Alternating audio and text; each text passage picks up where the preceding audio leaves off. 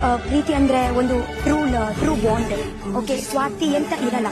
ಎಲ್ಲರೂ ಹೇಳುವ ಹಾಗೇನೆ ಒಂದು ತಾಯಿ ಪ್ರೀತಿ ಬೇರೆ ಇರುತ್ತೆ, ಅಕ್ಕ ಪ್ರೀತಿ ಬೇರೆ ಇರುತ್ತೆ, ಸಿಸ್ಟರ್ ಪ್ರೀತಿ ಬೇರೆ ಇರುತ್ತೆ. ನನ್ನ ಅಮ್ಮ ಮನೆಯಲ್ಲಿ ಇರುವಾಗ ನನ್ನ ಅಮ್ಮ ಮಾಡಿಕೊಡ್ತಾರೆ, ಎಂತ ತಿಂಡಿ ಎಲ್ಲ ಮಾಡಿಕೊಡ್ತಾರೆ. ನಾನು ಒಂದು ಈಗ ಮಾಡ್ತೀವಿ, ಅವಳು ಬೇಡ ನಂಗೆ ಇದೆ, ಬೇಡ ಇದೆ, ಅದೇ ಆಗಿದೆ, ಉಪ್ಪು ಆಗಿದೆ, ಖಾರ ಆಗಿದೆ, ನಂಗೆ ಬೇಡ, ಅದೇ ಹೇಳ್ತೀನಿ ನಾನು.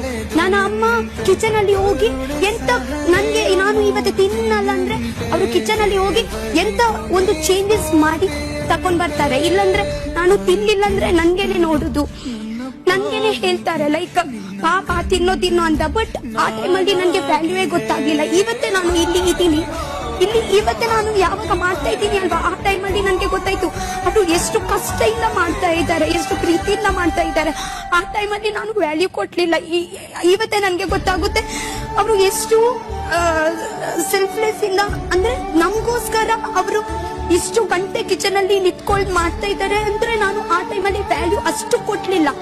ಬಟ್ ಇದೇ ನಾನು ಮತ್ತೆ ಮಾಡಲ್ಲ ನನ್ನ ಲೈಫ್ ಅಲ್ಲಿ. ಇವತ್ತೇ ನನ್ಗೆ ಗೊತ್ತಾಯ್ತು ಅಂದ್ರೆ ಒಂದು ಬೆಲೆ.